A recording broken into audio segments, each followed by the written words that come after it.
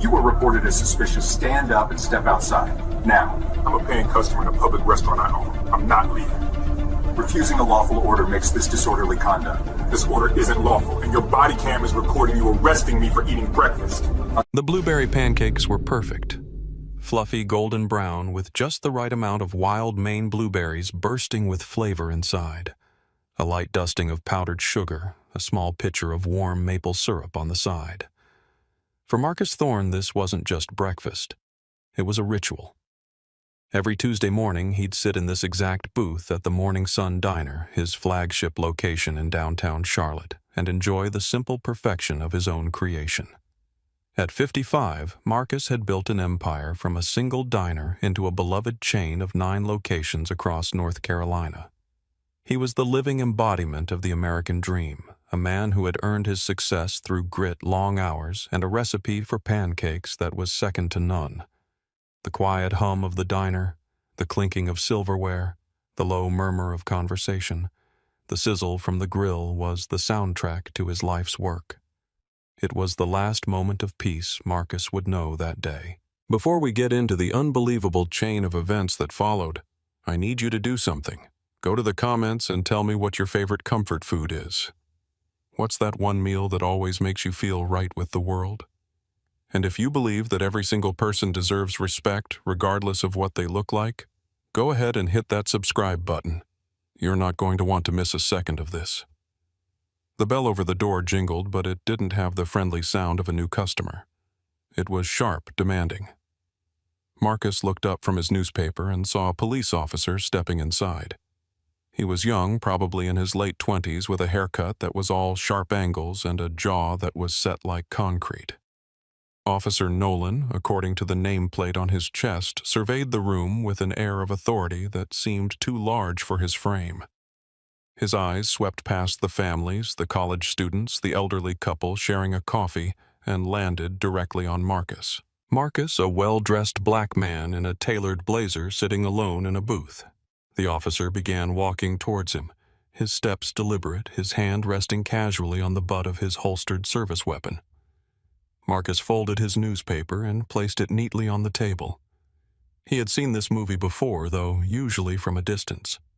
He felt the familiar, weary tightening in his gut, the disappointment that even after all his success, this was still a reality. "Sir," Officer Nolan said, stopping at the edge of the booth. His voice was flat, devoid of any warmth. "I'm going to need you to come with me." Marcus looked up at the young officer, his expression calm, his hands resting in plain sight on the table. "Is there a problem, officer? We received a call about a suspicious individual matching your description who's been sitting here for a while making the staff uncomfortable." Marcus glanced over at the counter. Maria, his manager of 15 years, was staring back, her face a mask of confusion and fear. His entire staff knew him. They were like family. "Uncomfortable?" Marcus asked, his voice even. "I highly doubt that. Who exactly called? I'm not here to debate this with you, sir." Nolan said, his tone hardening. "I'm telling you to get up and come outside with me. Now." This was it.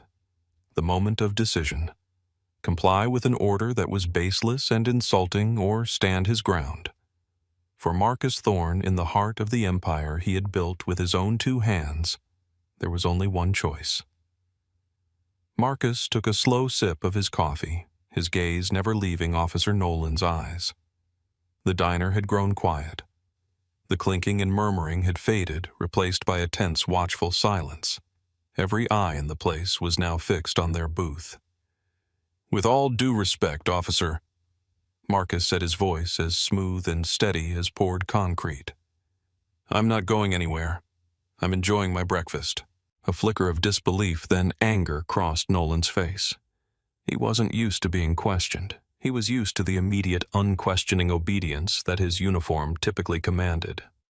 "Sir, you're failing to comply with a lawful order. I'm not going to ask you again." "And I'm telling you the order isn't lawful," Marcus replied calmly. He wasn't just a diner owner. He was a sharp businessman who had sat in countless meetings with lawyers. He knew his rights. "You have no reasonable suspicion that I have committed a crime. Being a black man enjoying a meal in a public establishment is not a crime. Not yet, anyway." The officer's hand tightened on his weapon. "Someone reported you. That's my basis." Someone reported what specifically? What was the suspicious behavior? Was I brandishing a fork, speaking threateningly to a salt shaker? Marcus gestured around the room. "These people work for me. They've known me for years. Ask them if I'm making them uncomfortable." Maria, the manager, finally found her voice. "Officer, that's Mr. Thorne," she said, her voice trembling slightly. He owns the place. He owns all the Morning Sun diners." Nolan shot her a dismissive glance as if she were part of the problem. His focus remained entirely on Marcus. The idea that this man could be the owner was so far outside his realm of possibility that he couldn't even process it. In his mind, he had a suspicious person, and everything else was just noise and obstruction. "Sir, I don't care who you say you are," Nolan said, his voice rising. "I need you to show me some identification and step outside." "No," Marcus said. The word was quiet but absolute. "You have not provided a legal basis for this stop, so I will not be providing you with identification. You are in my place of business, disrupting my customers and harassing me without cause. In fact, you are the one trespassing here. I am the owner of this property, and I am asking you to leave." That was the spark that lit the fuse. The challenge to his authority, the complete reversal of the power dynamic, was more than Officer Nolan's pride could handle. In the back of the diner, a regular customer who had been coming to the Morning Sun since it opened, a retired history professor, discreetly raised his phone and pressed record. He knew he was witnessing something that needed to be seen. "That's it." Officer Nolan snapped his face, flushing a deep red. The pretense of professional detachment was gone, replaced by raw, unchecked anger. "You're under arrest." "Under arrest for what?" Marcus asked, his voice still betraying no emotion, though his mind was racing. He was calculating, planning. "For eating pancakes in a restaurant I own. For trespassing on my own property. For trespassing after being told to leave. And for disorderly conduct." Nolan spat out the words, pulling his handcuffs from their pouch. The metallic click echoed in the silent diner. The absurdity of the charge was staggering. Maria gasped from behind the counter. "But he can't be trespassing. I told you he owns it." Nolan ignored her completely. He was in too deep now. Backing down in front of a room full of onlookers was not an option in his playbook. He had made a decision, and he would see it through, consequences be damned. "Turn around and place your hands behind your back. Now." Marcus looked at the officer, then at his half-eaten plate of pancakes. He thought of the sheer injustice of it all. He had worked 60-hour weeks for 30 years, poured his life savings into his first location, treated his employees with respect, paid his taxes, and contributed to his community. He had done everything right. And yet here he was about to be handcuffed because a young officer with a chip on his shoulder couldn't fathom a black man being in a position of power. He slowly pushed his chair back and stood up. He was a tall man, and his presence seemed to fill the space, but he made no threatening moves. He turned around, his movements deliberate, and placed his hands behind his back. He knew this was not a fight to be won here in this aisle between the booths and the counter. This fight would be won in a courtroom. The cold steel of the cuffs bit into his wrists. The click of the lock felt final. The humiliation was a physical thing, a hot wave that washed over him. He could feel the stares of his customers, a mixture of shock, pity, and outrage. He could see the tears welling up in Maria's eyes. Through it all, he kept his head held high. As Nolan began to lead him towards the door, Marcus caught the eye of the professor in the back, still recording. Marcus gave a slow, almost imperceptible nod. "Keep rolling," the nod said. "The world needs to see this." Have you ever been in a situation where you knew you were right but were completely powerless to stop what was happening? Type yes or no in the comments below. It's a feeling that's hard to forget. The walk from his booth to the front door of the diner was the longest walk of Marcus Thorne's life. Every step was a fresh wave of indignity. He passed the photos on the wall pictures of the diner's grand opening of him with the mayor at a charity event of his staff at the annual company picnic. It was a gallery of his life's achievements, and he was being paraded past it like a common criminal. The bell over the door, which usually sounded so cheerful, now sounded like a funeral toll as Officer Nolan pushed him out into the bright morning sunlight. The back of the patrol car smelled of stale sweat and cheap air freshener. It was a cramped, sterile cage of hard plastic. As the door slammed shut, sealing him inside, Marcus took a deep breath. The anger was there, a white-hot coal in his chest, but he refused to let it consume him. Instead, he channeled it. His mind, which was usually occupied with supply chain logistics, marketing strategies, and employee benefits, now became a legal fortress. He began documenting everything in his memory: the officer's name, the exact words used, the time on the clock, the faces of the witnesses in the diner. He was no longer just a victim. He was building his case. The drive to the station was short and silent. Nolan didn't say a word, focusing intently on the road, perhaps already feeling the first cold prickle of doubt about his actions. Or perhaps not. Marcus didn't know and didn't care. The officer was now just a variable in a much larger equation. At the station, he was led into a processing area that felt cold and impersonal. He was just another body to be booked, another file to be processed. The procedure was designed to strip a person of their identity. Empty your pockets, belt, shoelaces, watch. Each item removed felt like a small piece of his dignity being taken away. He was fingerprinted, the black ink staining the hands that had signed countless paychecks. The booking desk was manned by Sergeant Miller, a woman in her late 50s with tired but intelligent eyes. She had been on the force for 30 years and had developed a keen sense of when something wasn't right. As she went through the intake questions, she noted Marcus's calm demeanor, his articulate responses, and the complete lack of belligerence. It didn't fit the profile of a typical disorderly conduct arrest. Occupation, she asked, her fingers poised over the keyboard. I'm a business owner, Marcus said. What kind of business? I own a chain of restaurants. Sergeant Miller paused, looking up from her screen. She glanced at the arresting officer's report, which listed the location of the arrest as the Morning Sun Diner. She looked back at Marcus. A long, silent moment passed as a connection began to form in her experienced mind. The Morning Sun Diner, she asked, her voice cautious. That's right, Marcus said. I own 9 of them. Sergeant Miller stopped typing. She picked up the report and read it again slowly. Then she looked at Officer Nolan, who was standing nearby trying to look busy. Something was very, very wrong here. Sergeant Miller set the paperwork down on her desk with a quiet finality. She had seen rookies make mistakes. She had seen hot-headed officers let their ego override their training. But this was different. This had the unmistakable stench of a career-ending, city-suing catastrophe.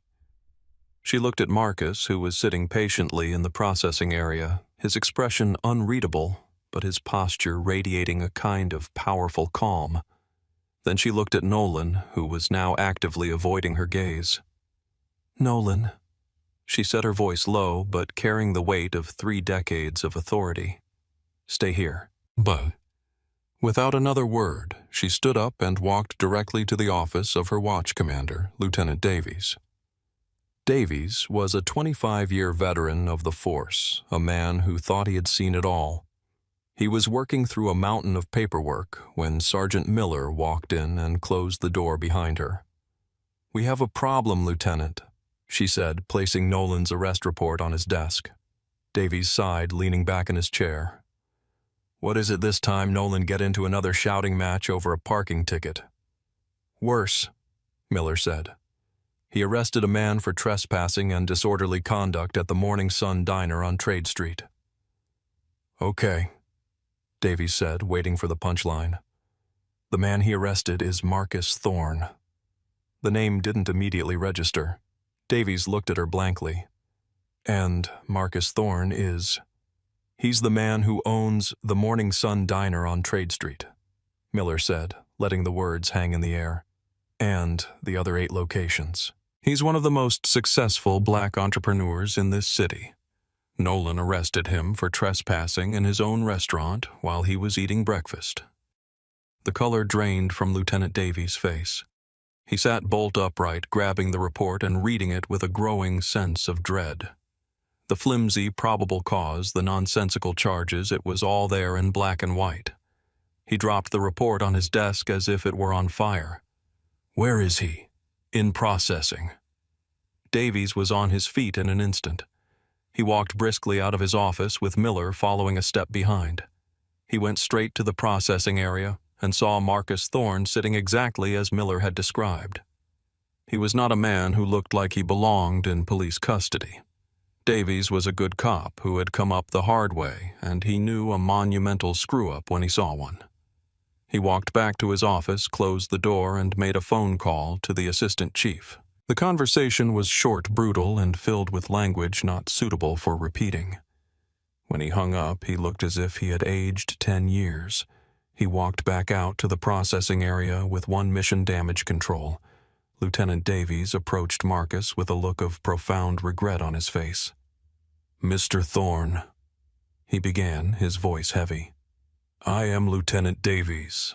On behalf of the Charlotte-Mecklenburg Police Department, I want to offer you my deepest and most sincere apologies. There has been a terrible mistake. He personally unlocked the holding cell and held the door open. You are, of course, free to go. All charges are being dropped immediately. Marcus stood up and walked out, his movements measured. He was not interested in apologies. He was interested in accountability. A mistake, he said, his voice cold. That's what you call it. Your officer saw a black man and assumed he was a criminal. He refused to listen to reason, refused to believe I could possibly be the owner, and arrested me in my own place of business. That's not a mistake, Lieutenant. That's bigotry with a badge and a gun. Davies could only nod. You're right, sir. It's inexcusable. I want copies of everything. Marcus demanded, his voice leaving no room for negotiation. The initial 911 call transcript, Officer Nolan's full incident report, the booking sheet, and every second of body camera and dash camera footage related to this incident. I want it all. We will get that for you immediately, Mr. Thorne, Davies said, already motioning for Sergeant Miller to begin the process. Good, Marcus said as his personal belongings were returned to him.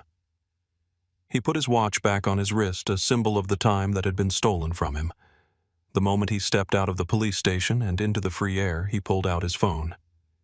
He didn't call his wife or his kids. Not yet.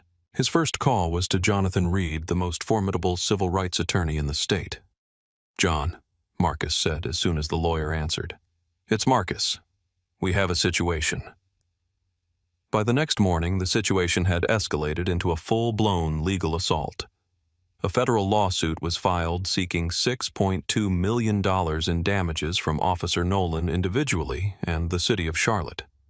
The 30-page document was a masterclass in legal precision, alleging unlawful arrest, malicious prosecution, racial profiling, and the violation of Marcus's First, Fourth, and 14th Amendment rights. The lawsuit didn't just tell a story. It laid out a pattern arguing that Officer Nolan's actions were not an isolated incident but a symptom of a deeper systemic problem within the police department. The news of the lawsuit filed by one of the city's most respected businessmen hit the city like a thunderclap. The battle had just begun. The lawsuit was the opening salvo. The viral video was the carpet bomb.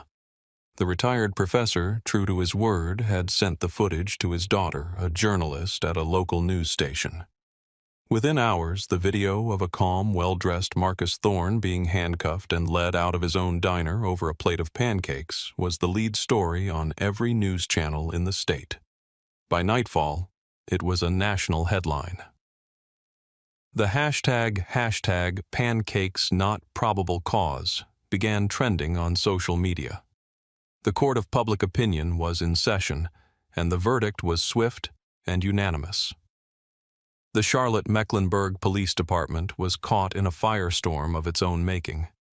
The police chief held a press conference promising a full and thorough internal investigation. It was too little too late. The video evidence was irrefutable. It showed Nolan's aggression, his refusal to listen to the staff, and Marcus's unwavering composure. It was a textbook example of an abuse of power. The internal affairs investigation was swift and brutal. They pulled every piece of data on Officer Nolan's 4-year career. A disturbing pattern emerged. His traffic stops showed a stark racial disparity targeting Black and Hispanic drivers at a rate nearly 3 times that of his peers. He had a history of citizen complaints alleging rude and aggressive behavior, most of which had been dismissed with a simple warning. He was a lawsuit waiting to happen, a ticking time bomb that the department had failed to defuse. The investigation into Marcus Thorne's arrest was the final undeniable proof. Faced with an airtight, high-profile federal lawsuit and public outrage that was boiling over the city's hand was forced. The Police Civilian Review Board held an emergency hearing. After reviewing the video and the internal affairs report, their recommendation was unanimous. 6 weeks after he arrested Marcus Thorne, Officer Nolan received a letter of termination. The letter cited gross misconduct violation of department policy and conduct unbecoming of an officer. His union filed a grievance but quietly dropped it a week later after their own lawyers reviewed the case and told him he had no chance. His career in law enforcement was over. At 29 years old, David Nolan had become a poster child for everything wrong with modern policing. His termination was a necessary consequence, but for Marcus Thorne, it was only the beginning of the fight for real justice. One officer's career was a small price to pay. The system that produced him was the real target. The city's attorneys knew they couldn't win. The evidence was too strong, the plaintiff too credible, and the public sentiment too hostile. Taking the case to trial would be a long, embarrassing, and incredibly costly spectacle that they would almost certainly lose. 9 months after the incident, they settled. While the exact figure was bound by a confidentiality agreement, sources close to the negotiation confirmed it was a multi-million-dollar settlement, a clear admission of guilt on the city's part. But for Marcus, the money was never the point. He called a press conference not in a stuffy law office but in the very diner where he had been arrested. The room was packed with reporters, but he also invited his staff, his loyal customers, and community leaders. He stood at a podium set up near the booth where he had been sitting that fateful morning. 9 months ago, in this very spot, I was arrested for trespassing while eating breakfast. He began, his voice ringing with quiet authority. Today, the city has acknowledged the injustice that was done to me, but this was never about me.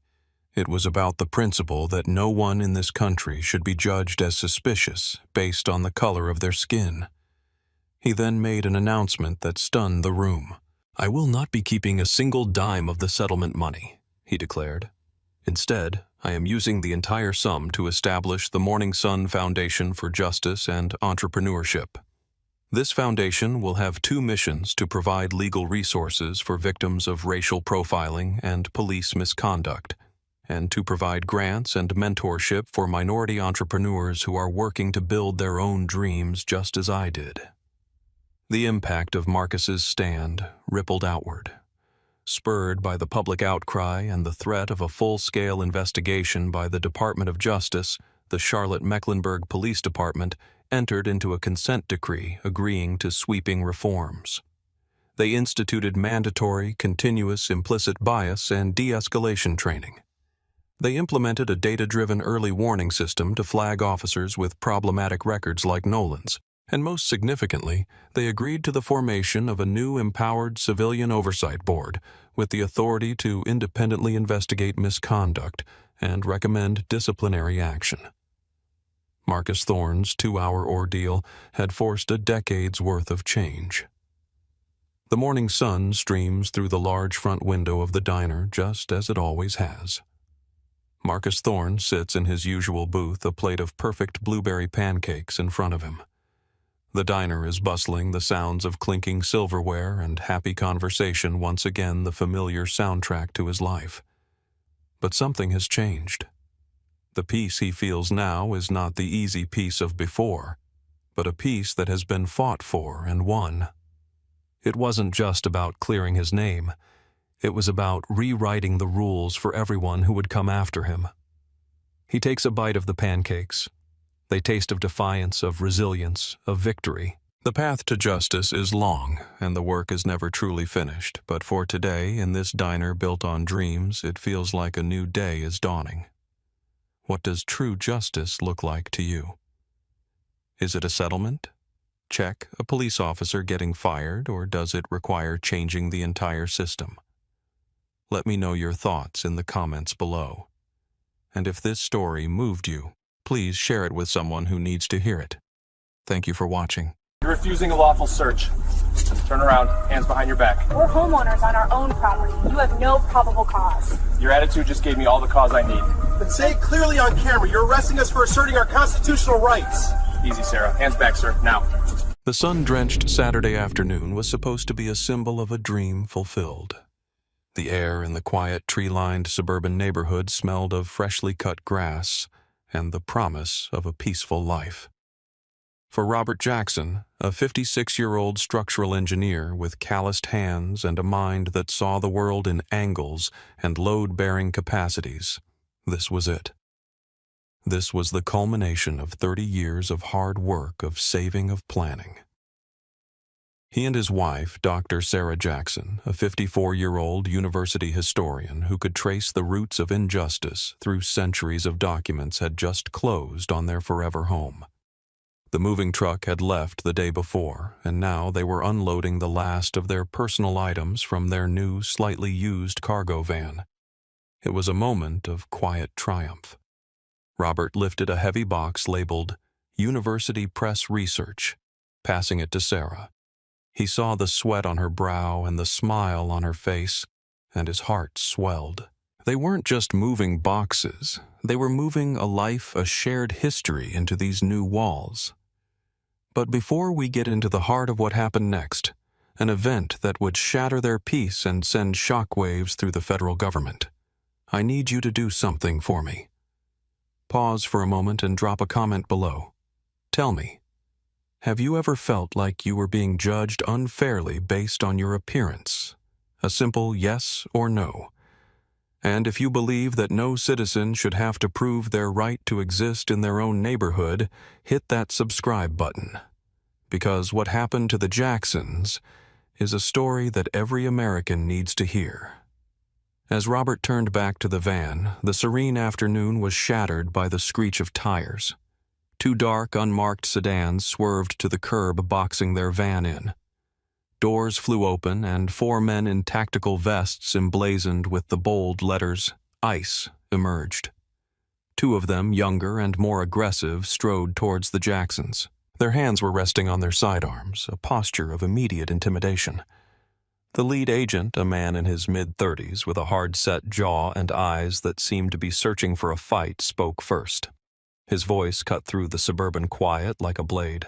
"Step away from the van. Put your hands where I can see them."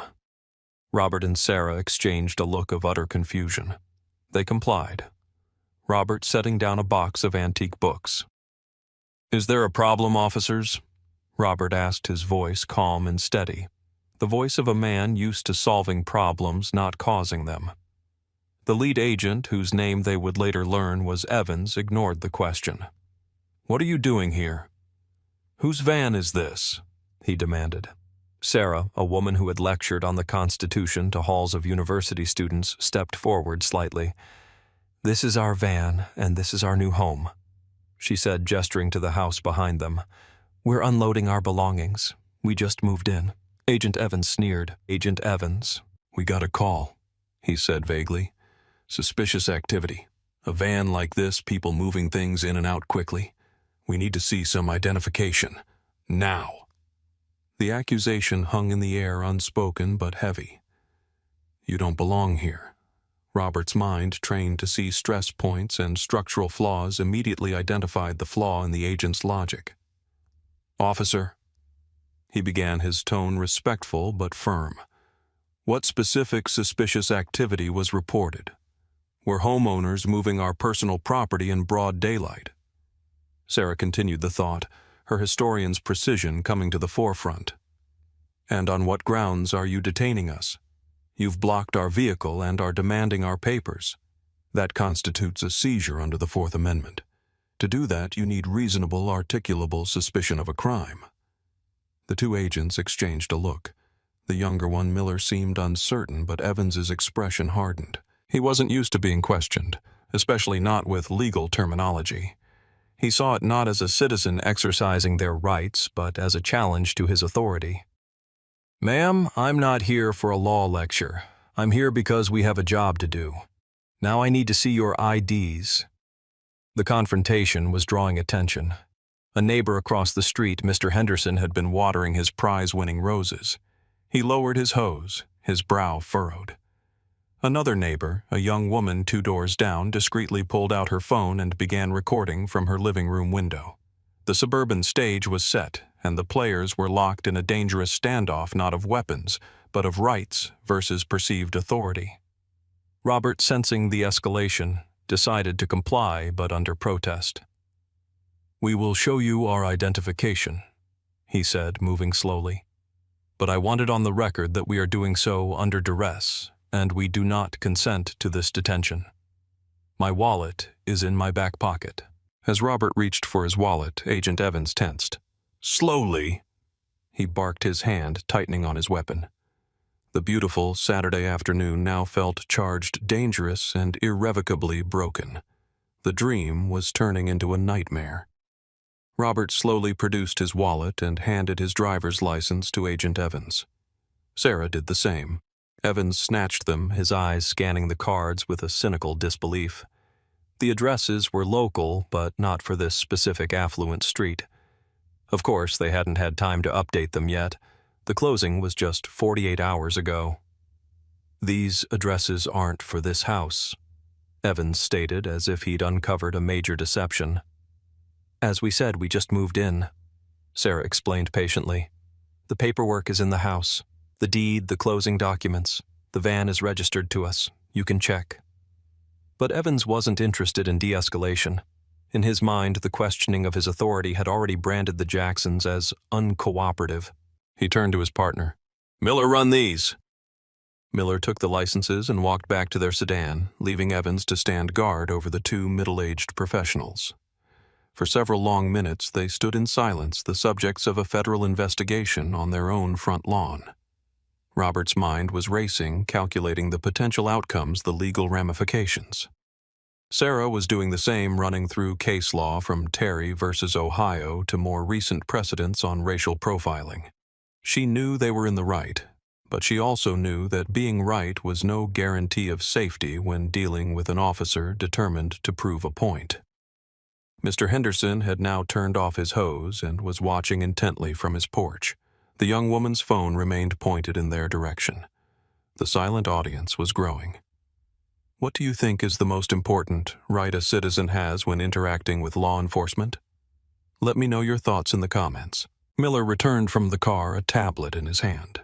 He spoke to Evans in a low voice, but Sarah's sharp hearing caught the key phrases. "Clean, no warrants. He's an engineer. She's a professor." The information should have ended the encounter. It was exculpatory. It proved they were exactly who they said they were, law-abiding citizens. Miller looked at Evans, expecting the senior agent to hand back the licenses and leave. But Evans had invested too much ego in this stop. Backing down now in front of the neighbors would feel like a defeat. So he doubled down. He walked back to Robert and Sarah. "I'm going to need to take a look inside your van," he said, his voice flat. It wasn't a request. It was a demand. Sarah's response was immediate and clear. "On what grounds, officer, you have our identification? It's clean. You have no probable cause to believe a crime has been committed. Therefore, you have no legal basis for a search. We do not consent." She wasn't argumentative. She was stating facts. But to Agent Evans, these facts were an attack. His face flushed with anger. "Ma'am, your lack of cooperation is giving me probable cause." It was a rookie mistake, a fundamental misunderstanding of the Fourth Amendment that a first-year law student could dismantle. And a woman who had taught constitutional history for 2 decades certainly could. "No, officer, it absolutely does not," Sarah stated, her voice unwavering. "Asserting our constitutional rights is not in itself a suspicious act. The Supreme Court has been abundantly clear on that point. You cannot use our refusal to consent as the basis for a search. That is circular logic, and it is illegal." The parking lot seemed to fall silent. Evans was trapped. He had no facts, only a flimsy, prejudiced tip and his own escalating anger. He looked from Sarah's determined face to Robert's stoic expression, then glanced at the neighbor recording on her phone. He had been publicly corrected, his authority questioned, and his legal ignorance exposed. For a man like Evans, this was an intolerable humiliation. And in that moment, he made a decision that would not only ruin his career, but would also cost the U.S. government millions of dollars. He decided to assert his power in the only way he had left. "That's it," he said, his voice tight with fury. "You're interfering with a federal investigation. Turn around. Place your hands behind your backs. You're both under arrest." Robert and Sarah stared at him, stunned into silence for the first time. Arrest for what? For unloading their own van, for knowing their own rights. "You have to be kidding me," Robert said, his voice a low rumble of disbelief. Evans pulled out his handcuffs. "Does it look like I'm kidding?" The cold, hard click of the metal ratcheting shut around Sarah's wrists was the loudest sound on the quiet street. Then another click as Robert's hands were bound. The historian and the engineer handcuffed on their own property, arrested for the crime of moving while black. The neighbor's camera kept rolling, capturing every shameful second. The ride to the Federal Processing Center was silent and surreal. Robert and Sarah sat in the back of the sedan, the hard plastic seats a stark contrast to the leather of their own car. The air was thick with the smell of cheap air freshener and an undercurrent of injustice. Agent Evans drove his knuckles white on the steering wheel, while Miller sat in the passenger seat staring out the window, refusing to make eye contact. The reality of the situation was beginning to sink in. They arrived at a nondescript federal building and were escorted inside past agents who gave them cursory, indifferent glances. They were just 2 more bodies in the system. They were taken to a processing area where a supervising officer, a man named Henderson, a bitter irony sharing a name with their watchful neighbor, was on duty. Supervisor Henderson was a 25-year veteran with tired eyes that had seen it all. He looked up from his paperwork as Evans brought the Jacksons in. "What have we got, Evans?" he asked, his voice weary. "Interfering with a federal investigation," Evans announced with a hint of pride. Henderson looked at the well-dressed, middle-aged black couple in handcuffs. They didn't fit the usual profile. "Interfering with what investigation?" "Suspicious activity, potential smuggling." They were uncooperative, refused a search of their vehicle. Henderson sighed. This was already sounding thin. He began the standard booking procedure, starting with their belongings. He took Robert's wallet first, cataloging its contents. Then he took Sarah's purse. He pulled out her wallet, and inside, nestled next to her driver's license, was her university faculty ID, complete with her photo entitled Dr. Sarah Jackson, Professor of American History. He paused. He looked at the ID, then at Sarah, then back at the ID. He picked up Robert's wallet again and found his professional engineering license and his corporate ID for a major national firm. He held up the two pieces of identification. "Evans," he said, his voice dangerously quiet. "Did you verify any of this? They were belligerent." Evans insisted, his bravado starting to crack under Henderson's steady gaze. Henderson ignored him. He picked up his desk phone and made a call to the university's history department. The conversation was brief. He hung up and stared at Evans. "I just confirmed," Henderson said, his voice barely a whisper, "that we have just arrested Dr. Sarah Jackson. She literally wrote a textbook on the Fourth Amendment that is used by 3 different law schools in this state." The blood drained from Agent Evans's face. Supervisor Henderson stood up his chair, scraping loudly against the floor. He walked over to the Jacksons. "My deepest apologies," he said, his voice filled with a gravity that had been absent before. "There has been a terrible mistake." He personally unlocked their handcuffs. He then turned to Evans and Miller. "My office. Now." The door to Henderson's office shut, but his furious, muffled voice could be heard through the glass. Within minutes, the regional director was on the phone.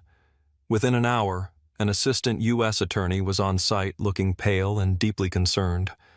The Jacksons were not questioned. They were offered coffee water and profuse apologies. Sarah, composed and clear-headed, made their demands. "We want copies of everything," she stated. "The initial tip, all radio traffic dash cam footage, your body cam footage, the arrest report, and Officer Evans's written statement of probable cause. We want it all, and we want it tonight." There was no argument. The federal apparatus, so clumsy and brutal in its initial action, was now scrambling to mitigate a disaster of its own making. The Jacksons were released just under 4 hours after their arrest. As they stepped out of the federal building and into the evening air, the sun had set on their dream day. But a new day was dawning, a day of reckoning. The first call they made was to one of the most prominent civil rights attorneys in the country. By Monday morning, the video from their neighbor's window had been sent to a national news outlet. By Tuesday, "ICE arrests professor for unloading van" was the top headline across the country. The video was everywhere, a stark, undeniable visual of government overreach.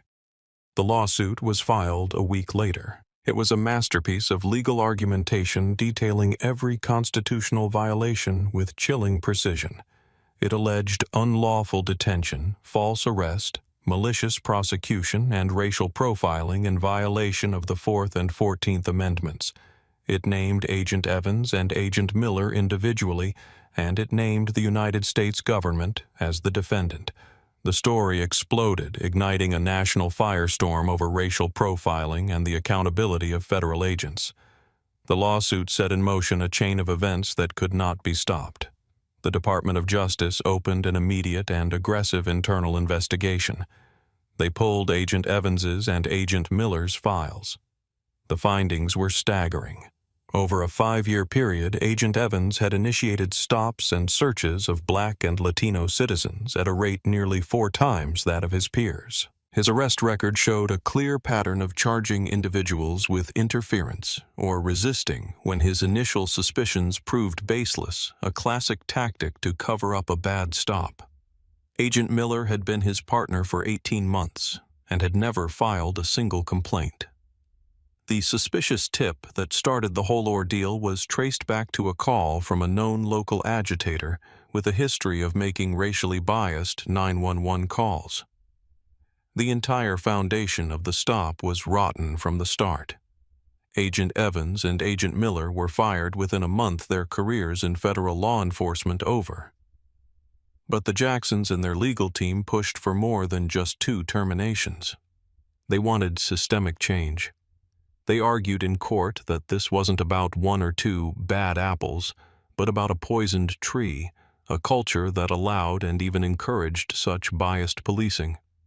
The case never made it to a jury. Faced with the irrefutable video evidence and the damning internal investigation, the government's attorneys knew they had no defense.